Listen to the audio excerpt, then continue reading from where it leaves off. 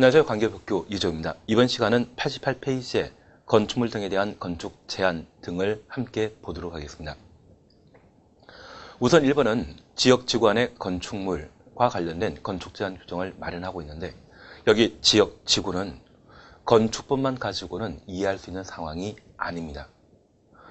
간혹 시험 문제가 여기서 출제되기도 하지만 그러한 부분들은 국토의 계획 및 이용에 관한 법률과의 연관 관계를 파악한 때만 해결할 수 있는 사안입니다. 그래서 이 문제가 단독으로 출제되는 것은 아주 좀 지엽적인 문제로 파악해 줘야 됩니다.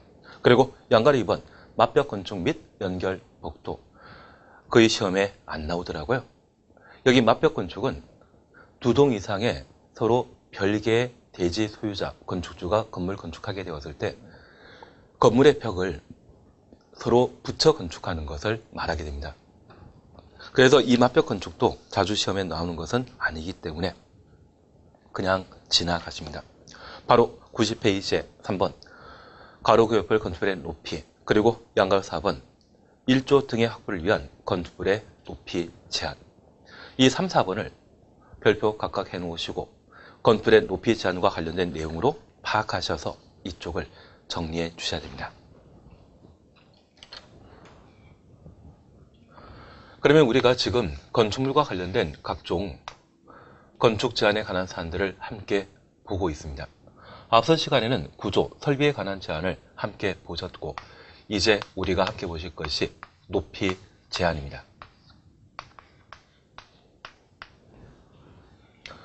만약 건축물의 높이를 따지게 된다고 하면 저 높이는 건물의 지표면으로서 건물 상단까지의 높이를 건축물의 높이라 표현합니다.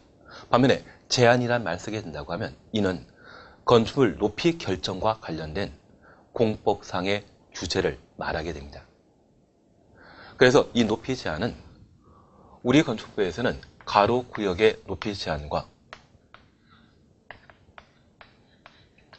1조 확보를 위한 건축물의 높이 제한 규정을 각각 두고 있는데, 이 건축물의 높이 제한과 관련되어 건축법이 아닌 다른 법령에 따른 높이 규제가 있습니다.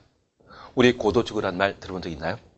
그 고도지구라고 하는 것은 건물의 높이를 결정하는 용도지구를 말합니다. 고도지구와 관련되어 결정된 높이만큼 건물 건축하도록 되어 있고요. 항공구역이라는 말 들어본 적 있으시죠? 그래서 항공법이 정하고 있는 항공기의 안전운행을 도모하기 위한 건축물 높이 규제에 관한 사항을 항공법에서 따로 정하고 있습니다. 우리 건축부에서는 가로 구역별 건축물의 높이 제한과 1조 확보에 관한 높이 제한 규정을 각각 두고 있습니다. 최근 둘 다 법이 개정된 사항이 있기 때문에 이쪽은 별표해서 관련된 내용들을 각각 살펴놓습니다.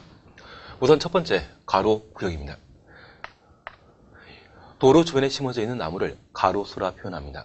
그처럼 도로에 둘러싸인 땅을 가로 구역이라 하는데, 저 가로의 가짜는 도로 가짜입니다.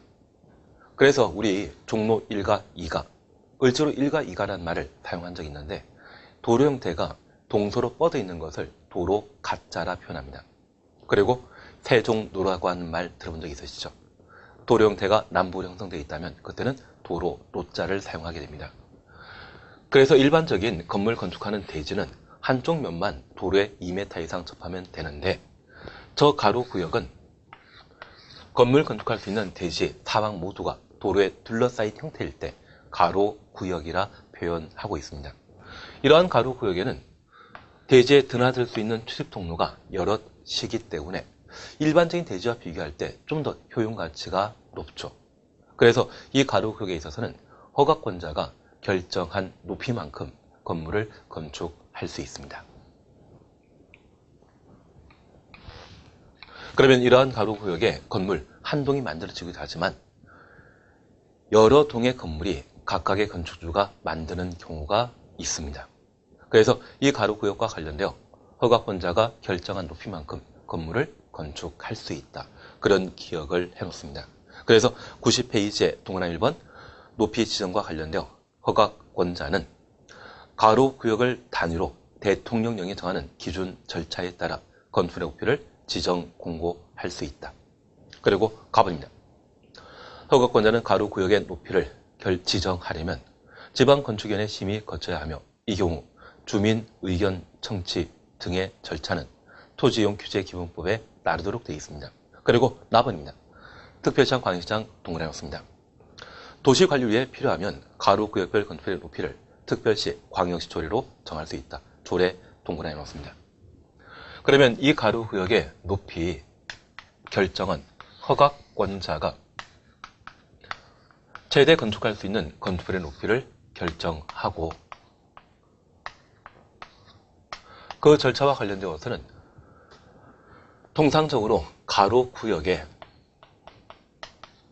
주민 의견 청취를 거친 이후 지방건축위원회 심의 거쳐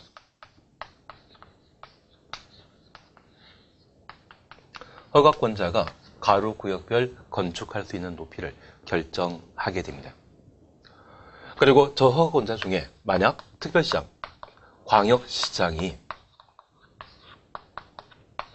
가로구역의 건축의 높이를 결정하게 되면 조례로 결정할 수 있는데 최근 제1홀대가 만들어지게 되는 송파 같은 경우는 건축허가권자가 서울시장이죠.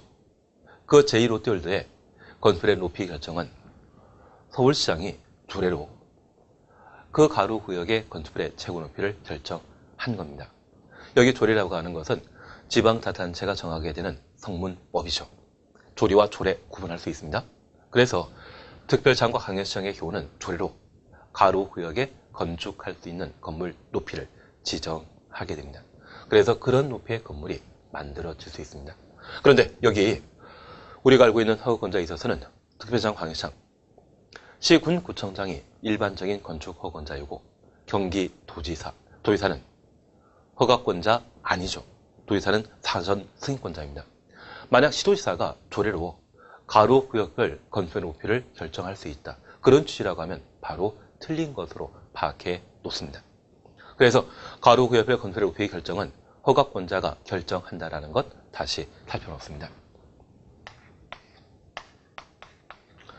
그리고 이러한 가로구역별 건축물의 높이 지정 기준과 관련되어 박스 속에 5가지 이야기가 나옵니다. 이러한 5가지를 고려하여 가로구역별 건축물의 높이를 결정할 수 있는데 2번, 가로구역에 접하고 있는 도로의 너비.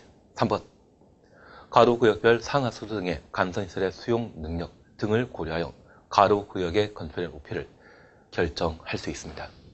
그러면 이렇게 하면 잠깐 이해해 놓습니다.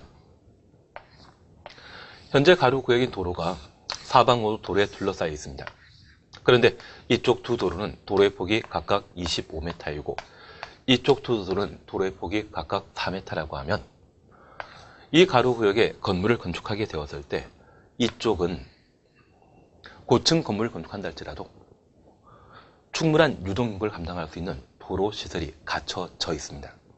반면에 이쪽이라고 하면 고층 건물을 건축하게 되면 유동인구 제대로 감당할 수 없죠.